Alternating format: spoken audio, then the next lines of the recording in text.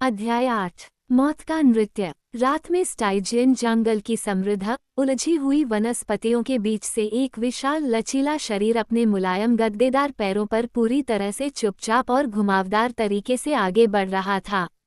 केवल दो पीले हरे रंग की ज्वाला की लपटें कभी कभी भूमध्य रेखीय चंद्रमा की परावर्तित रोशनी के साथ चमकती थीं, जो कभी कभी रात की हवा में सरसराहट करती हुई छत को चीरती हुई धीरे धीरे अंदर घुस जाती थीं। कभी कभी जानवर अपनी नाक ऊंची करके रुक जाता और खोजी अंदाज में सूंघता। कभी कभी ऊपर की शाखाओं में एक त्वरित संक्षिप्त घुसपैठ उसे पूर्व की ओर अपनी स्थिर यात्रा में कुछ समय के लिए रोक देती। उसके संवेदनशील नथुनों में कई कोमल चार पैरों वाले जीवों के सूक्ष्म अदृश्य निशान आते, जो भूख से व्याकुल क्रूर झुके हुए जबड़े को लार टपकाते। लेकिन वह दृढ़तापूर्वक अपने रास्ते पर चलता रहा, अजीब तरह से भूख की लालसा को अनदेखा करता रहा, जो किसी अन्य समय में लुढ़कती हुई फर पहने मांसपेशियों को किसी नर्म गले पर उड़ा देती। उस पूरी रात वह प्राणी अपना एकाकी रास्ता अपनाता रहा, और अगले दिन वो केवल एक शिकार करने के लिए रुका, जिसे उसने टुकड़ों में फाड़ दिया और उदास बड़बड़ाते हुए गड़गड़ाहट के साथ खाया, जैसे कि भोजन की कमी के कारण वह आधा भूखा हो। शाम हो चुकी थी जब वह एक बड़े से गांव को घेरने वाली बाड़ के पास पहुंचा। एक तेज और खामोश मौत की छाया की तरह वह गांव के चारों ओर घूम रहा था, नाक जमीन पर टिकाए हुए। आखिरकार बाड़ के पास जाकर रुक गया, जहां वह कई झोपड़ियों की पीठ को छू रहा था। यहाँ जानवर ने एक पल के लिए सूंघ लिया और फिर अपना सिर एक तरफ घुमाकर कान खड़े करके सुनने लगा। उसने जो सुना वह मानवीय कानों के हिसाब से कोई आवाज नहीं थी, फिर भी जानवर के बेहद संवेदनशील और नाजुक अंगों को ऐसा लगा जैसे जंगली दिमाग को कोई संदेश दिया गया हो। मूर्तिनुमा हड्डी और मांसपेशियों के स्थिर पिंड में एक अद्भुत परिवर्तन हुआ, जो एक पल पहले ऐसे खड़ा था जैसे कि जीवित कांस्य से तराशा गया हो, जैसे कि उसे स्टील के स्प्रिंगों पर लटकाया गया हो और अचानक छोड़ दिया गया हो। वह तेजी से और चुपचाप बाड़ के शीर्ष पर पहुंच गया और चुपके से बिल्ली की तरह दीवार और बगल की झोपड़ी के पीछे के अंधेरे स्थान में गायब हो गया। गांव की दूसरी गली में महिलाएं छोटी छोटी आग जला रही थीं और पानी से भरे बर्तन ला रही थीं, क्योंकि रात के कई घंटे बीतने से पहले एक बड़ा भोज मनाया जाना था।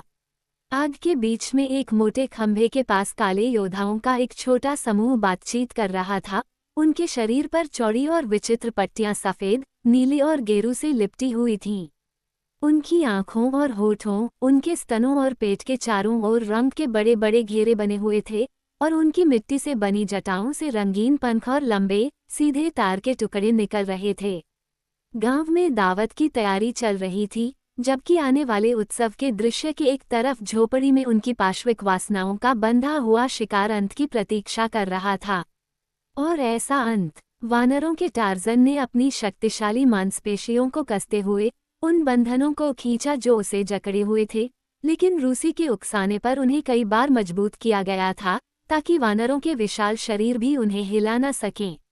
मौत। टार्जन ने कई बार उस भयानक शिकारी की ओर देखा था और मुस्कुराया था, और आज रात जब उसे पता चलेगा कि उसका अंत जल्द ही आ रहा है, तो वो फिर मुस्कुराएगा। लेकिन अब उसके विचार अपने बारे में नहीं, बल्कि उन लोगों के बारे में थे, उन प्रियजनों के बारे में जिन्हें उसके जाने के कारण सबसे ज्यादा दुख उठाना पड़ा होगा। जेन को कभी नहीं पता चलेगा कि यह सब कैसे हुआ।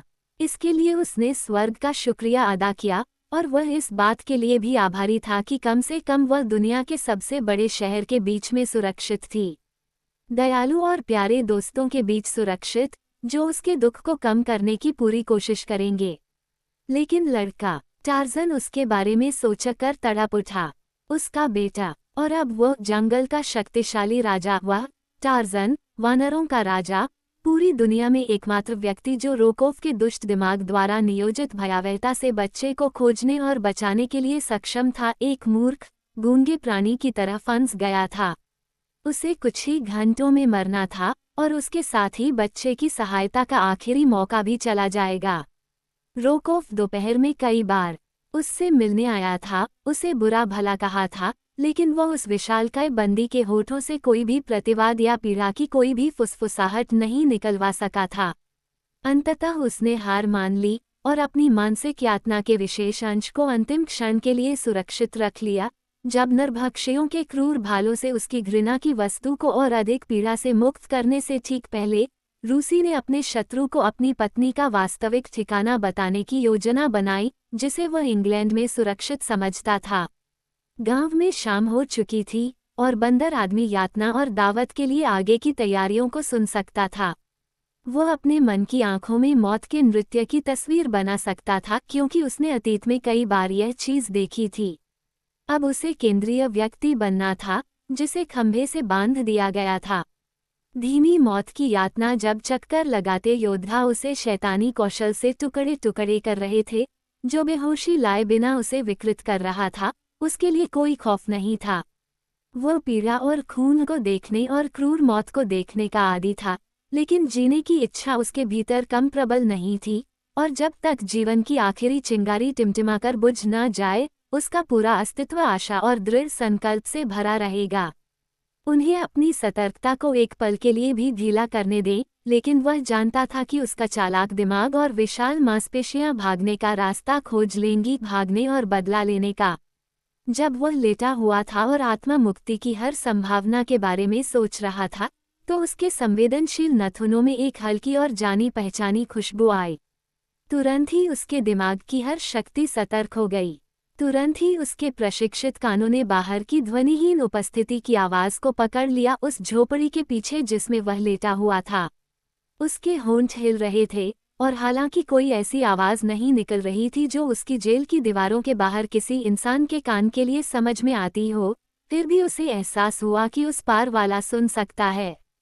वह पहले से ही जानता था कि वह कौन था, क्योंकि उसके नथुने उसे उतनी ही स्पष्टता से बता रहे थे जितनी आपकी या मेरी आंखें हमें एक पुराने दोस्त की पहचान बताती हैं, जिससे हम दिन के उजाले में मिलते हैं। कुछ ही देर बाद उसने झोपड़ी के पीछे की बाहरी दीवार पर फर से लदे शरीर और गद्देदार पैरों की धीमी आवाज सुनी, और फिर दीवार बनाने वाले डंडों को फाड़ने की आवाज सुनी। कुछ ही देर में इस तरह से बनाए गए छेद से एक बड़ा जानवर घुस आया और उसने अपना ठंडा थूथन उसकी गर्दन के पास दबा लिया। वह शीता नामक तेंदुआ था। जानवर ने उस आदमी के चारों ओर सूंघते हुए, थोड़ा रोते हुए कहा।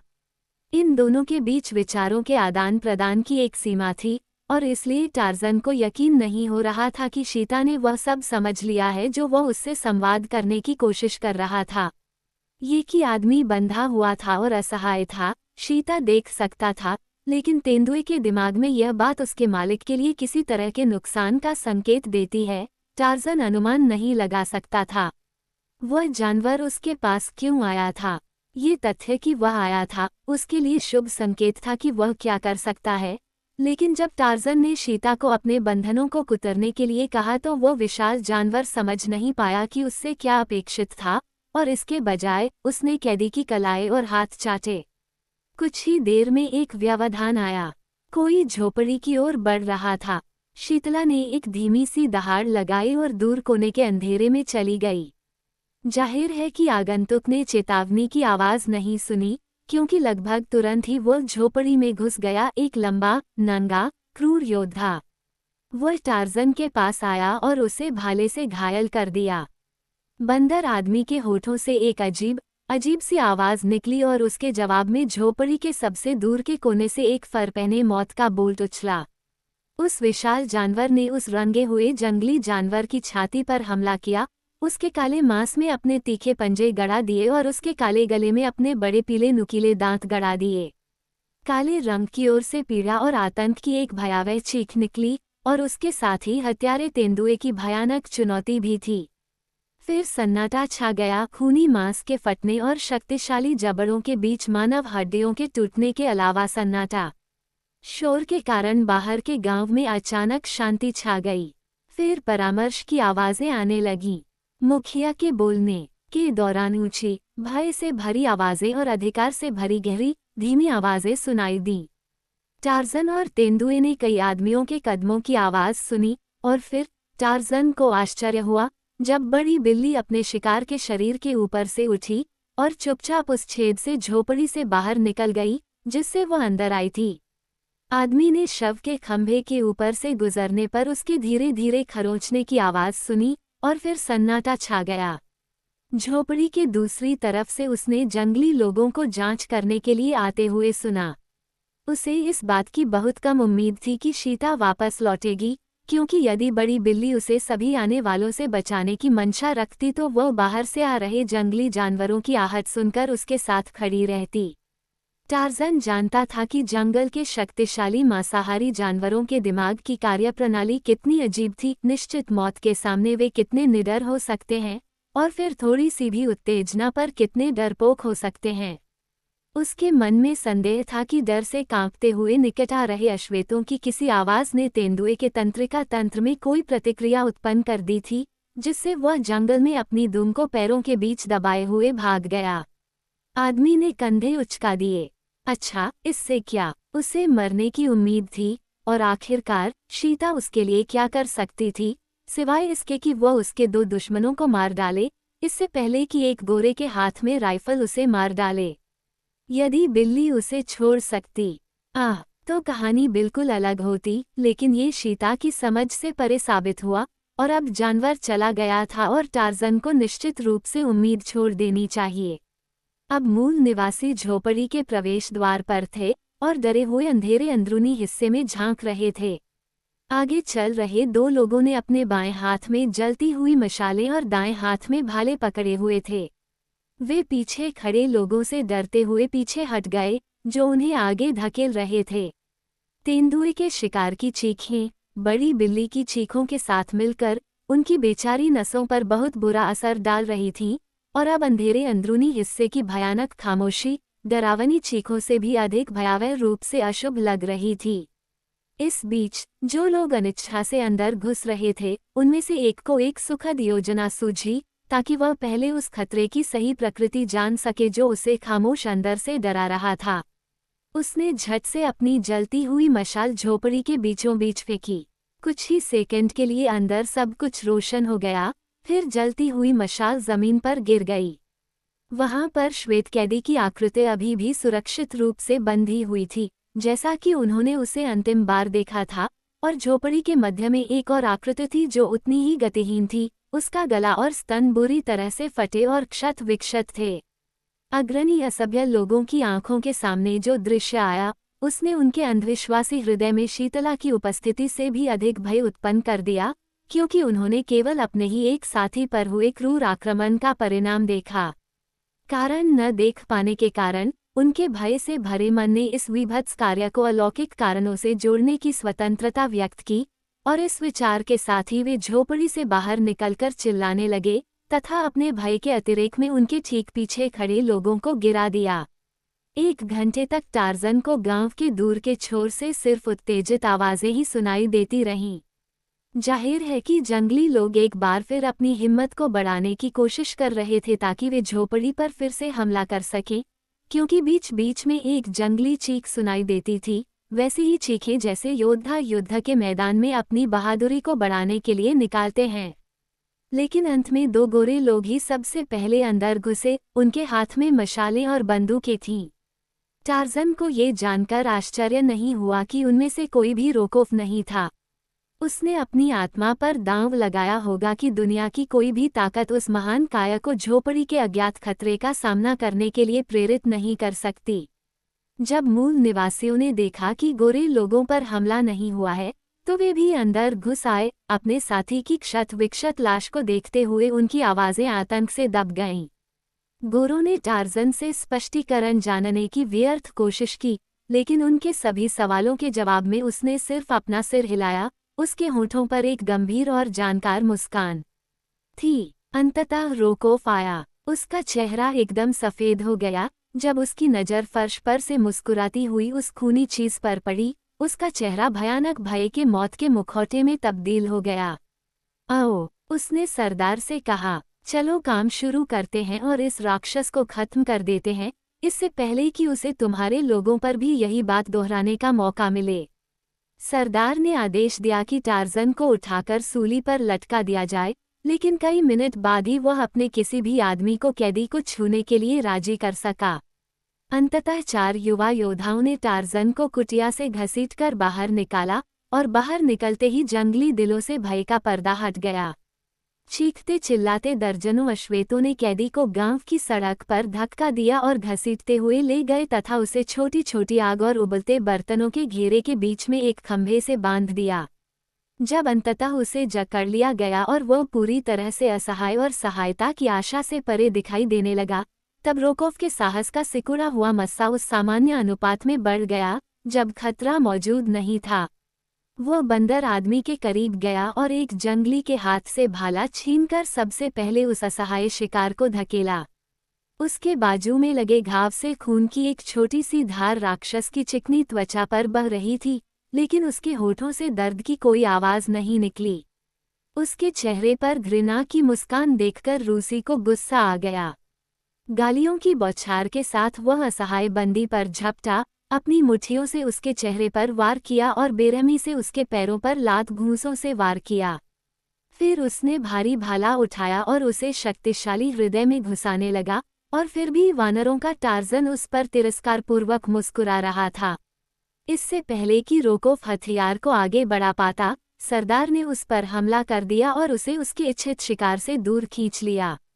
रुको, गोरे आदमी, वह चिल्लाया, इस कैदी और हमारे मौत के नृत्य को हमसे छीन लो और तुम्हें खुद उसकी जगह लेनी पड़ सकती है।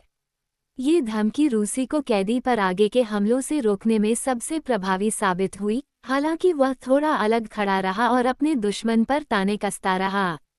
उसने टार्जन से कहा कि वह खुद बंदर आदमी का दिल खाने जा रहा है। उसने टार्जन के बेटे के भविष्य के जीवन की भयावहता के बारे में विस्तार से बताया और संकेत दिया कि उसका बदला जेन क्लेटन तक भी पहुंचेगा। तुम अपनी पत्नी को इंग्लैंड में सुरक्षित समझते हो, रोकोव ने कहा। बेचारा मूर्ख, वह अभी भी एक ऐसे व्यक्ति के हाथों में है जो सभ्य जन्म का भी नहीं है और लंदन की सुरक्षा और अपने दोस्तों की सुरक्षा से बहुत दूर है। मैं तुम्हें ये तब तक नहीं बताना चाहता था जब तक कि मैं जंगल द्वीप पर उसके भाग्य का सबूत तुम्हारे सामने नहीं ला सकता। अब जब आप उस अकल्पनीय रूप से भयानक मौत को मरने वाले हैं जो एक श्वेत व्यक्ति को दी जाती है, अपनी पत्नी की दुर्दशा के बारे में ये शब्द उन यातनाओं में और इजाफा कर दे जो आपको अंतिम क्रूर भाले के प्रहार से पहले सहन करनी होंगी, जो आपको आपकी यातना से मुक्त करेगी।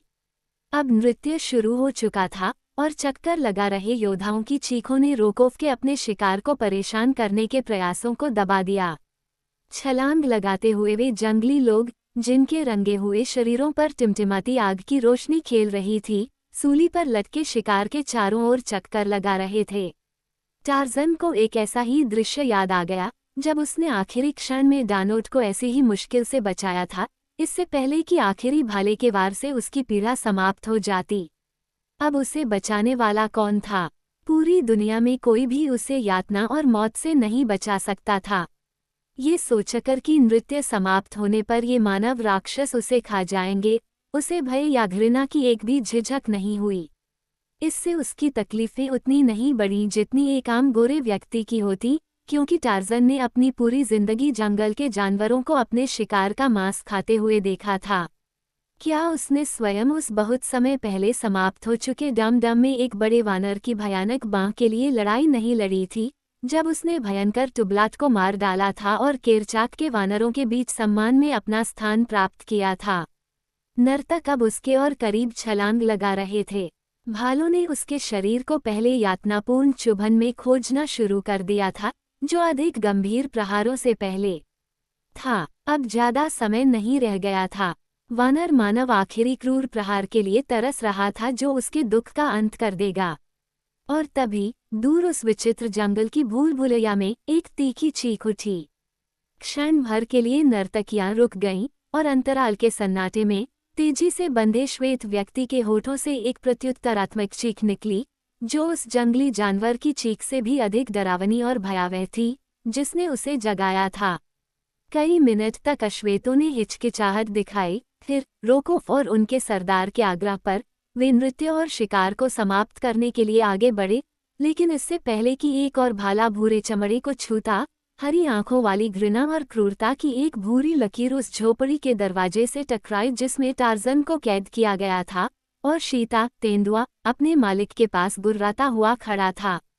एक पल के लिए काले और गोरे दोनों ही डर के मारे स्तब्ध रह गए। उनकी आंखें जंगली बिल्ली के खुले हुए नुकीले दांतों पर टिकी थीं। केवल वानरों में से एक टार्ज़न ही देख पाया कि झोपड़ी के अंधेरे भीतरी भाग से और क्या निकल रहा था।